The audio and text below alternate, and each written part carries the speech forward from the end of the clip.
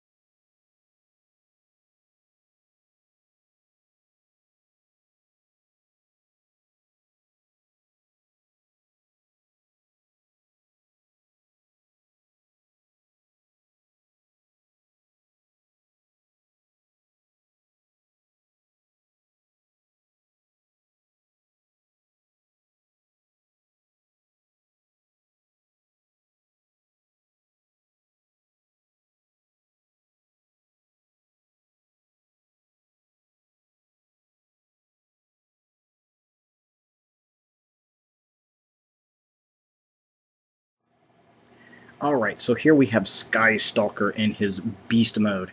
And I do have to say, I really do love this paint job. I love the look, I love the color. It just doesn't look like a Predacon to me. It looks like a Maximal. This is the second or third one that has done that. Very odd choice on the color schemes. I'm not sure what the deal is with that. He's got this big, big wide mouth. You can and what looks like could be some guns. In his mouth right there is actually his head, but they could be little blasters. I don't know. We'll have to see in the show. His neck can kind of come down, so you can kind of give him more of a um, kind of a almost a gargoyle look, or you can bring the neck up if you want to. Now his arms initially are kind of set up like this, but they're way too straight. I spun mine around to give him some elbows and kind of more of a beast uh, look right there. Again, the color scheme is just fantastic. I love the white. I love the light blues. Just looks really nice. These are his weapons, these disc pieces that can come out. They're very heavy. They're very large compared to a lot of the other gimmick weapons that I've seen. These are, I mean, they're just almost like poker chip heavy kind of things. And they've got some interesting detail on them molded in. They just don't look like Transformer weapons. They're very, very strange. But this is what he looks like without them.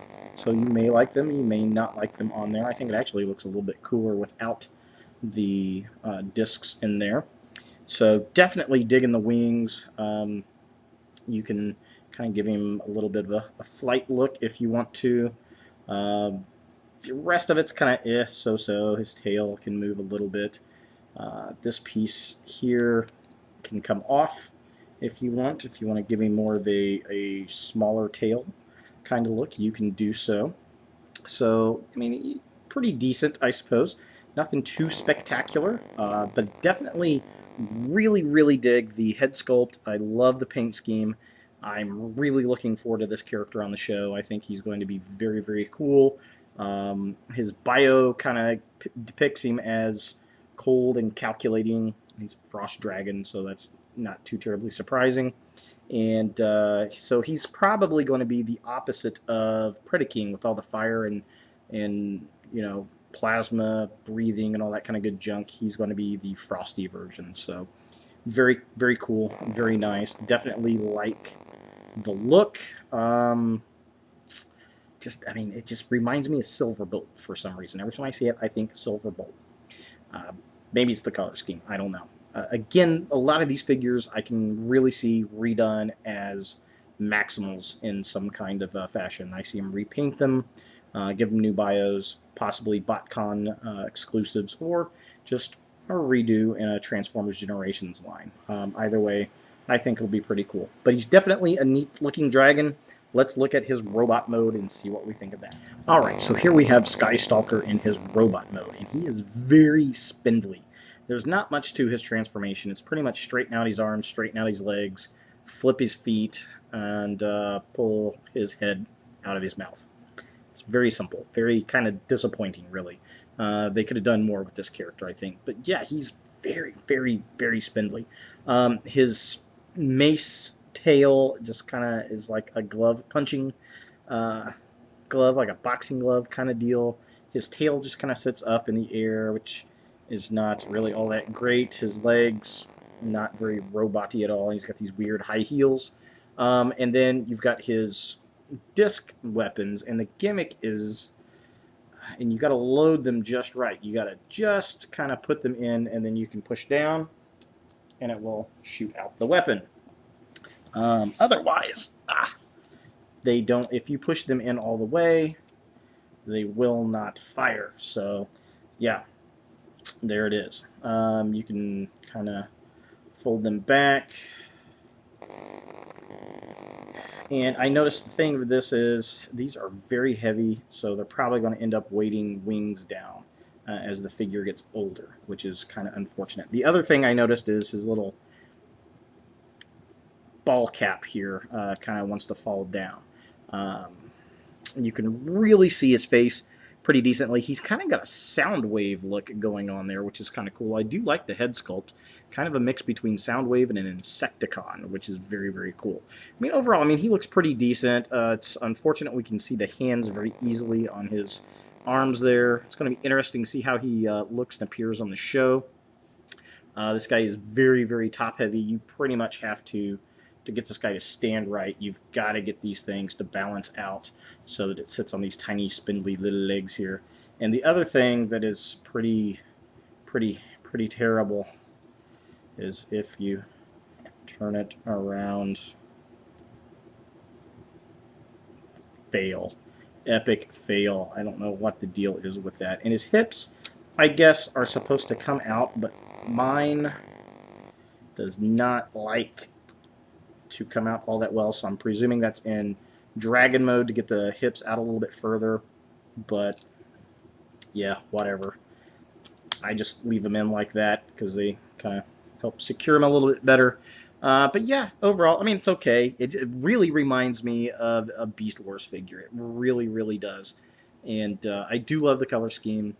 I think he's pretty cool. He's definitely worth pick up to complete your Predacon collection, I suppose.